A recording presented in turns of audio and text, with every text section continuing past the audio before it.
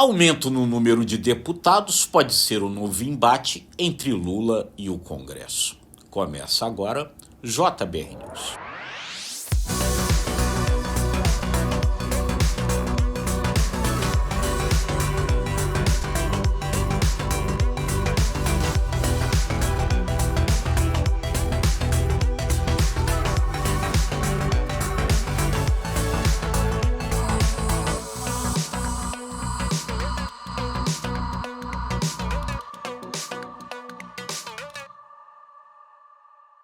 No mesmo dia em que o Congresso Nacional imprimiu aquela tremenda derrota sobre o governo, derrubando a decisão do presidente Luiz Inácio Lula da Silva, que aumentava o imposto sobre operações financeiras e outros tributos como uma forma de cortar menos no orçamento, especialmente no orçamento dos programas sociais, naquele mesmo dia o Congresso aprovou o aumento do número de deputados de 513 para 531 deputados. Ou seja, no mesmo dia em que derrubava o decreto de Lula, dizendo que Lula só pensa em aumentar impostos e que não faz o dever de casa cortando o seu orçamento, o Congresso, por outro lado, aumentava o seu orçamento, aumentando o número de deputados, o que provocará, se isso daí acabar no final das contas valendo,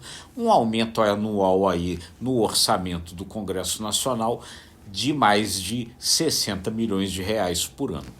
Enfim, então, no mesmo dia aconteceram as duas coisas. E aí se vislumbra, a partir daí, um novo embate entre o governo do presidente Lula e o Congresso Nacional. Porque o presidente Lula cogita não aprovar, não sancionar esse aumento do número de deputados. Há duas possibilidades hoje passando pela cabeça de Lula e pela cabeça dos seus conselheiros. Uma é ele vetar o aumento dos deputados, ou seja, chegar ali e não sancionar, vetar, ou ele simplesmente nada fazer.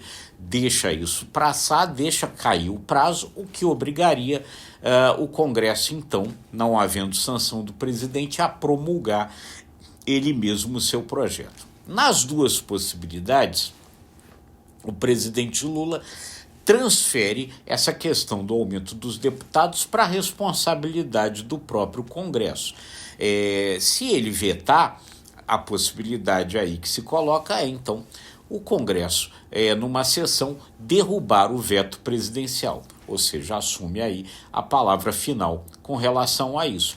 Ou, se ele nada fizer, também a responsabilidade fica para o Congresso, que ali, enfim, promulgaria por falta de iniciativa do presidente nesse caso. Ou seja, nas duas possibilidades, a responsabilidade por provocar esse aumento no orçamento, nos gastos do Congresso Nacional, ficaria para o próprio Congresso Nacional.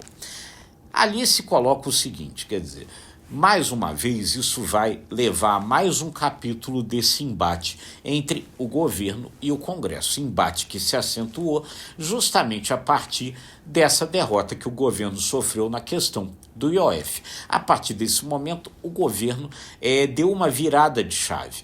Ele que vinha ali tentando sempre negociar com o Congresso, e o Congresso ficando à frente dessa negociação numa situação em que o governo ficava refém da vontade do Congresso, o governo, o PT e a militância deram uma virada de chave e o jogo virou.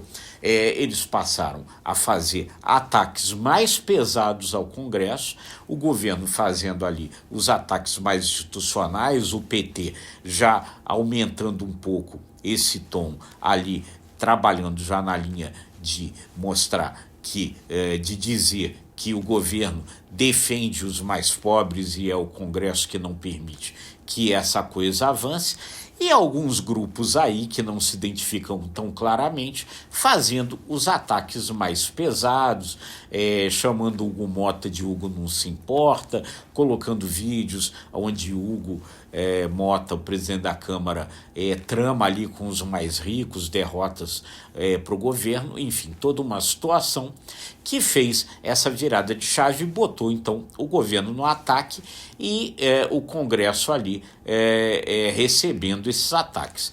Uma estratégia que, do ponto de vista da comunicação das redes sociais, parece ter dado resultado. Por quê?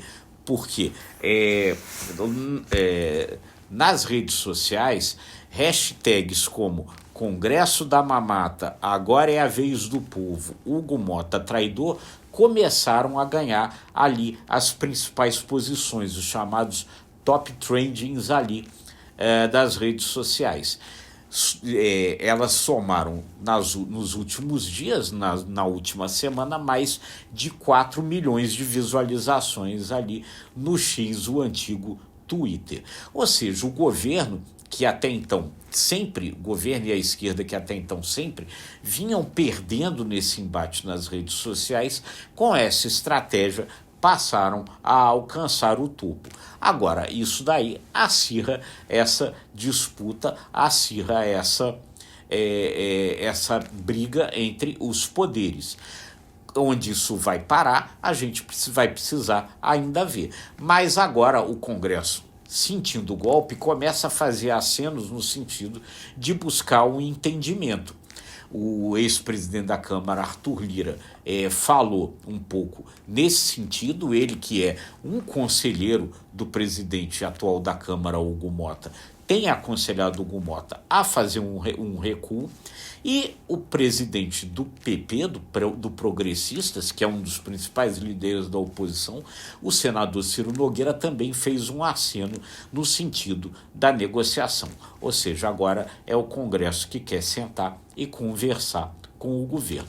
Nessa questão mesmo do IOF, o próprio presidente do Supremo Tribunal Federal, Luiz Roberto Barroso, tem dito que a melhor solução, em vez do Supremo fazer ali um julgamento, porque houve uma ação ali considerando que a derrubada do decreto do presidente que aumentou o IOF seria inconstitucional, há uma ação do próprio governo, da Advocacia Geral da União e outra do PSOL, levando essa discussão para que o Supremo ali resolva. O presidente do Supremo, Luiz Roberto Barroso, tem pregado que antes de uma decisão final do Supremo, o ideal seria governo e Congresso sentarem e tentar uma solução negociada. Esse é um caminho possível.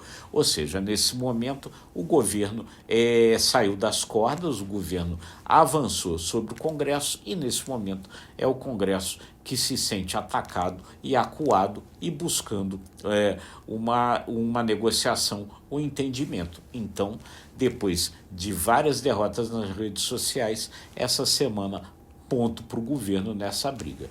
Mas, enfim, para o bem do país, espera-se que aí chegue-se ao final a algum atendimento. A gente vai estar sempre acompanhando tudo para trazer para você a melhor análise e a melhor informação.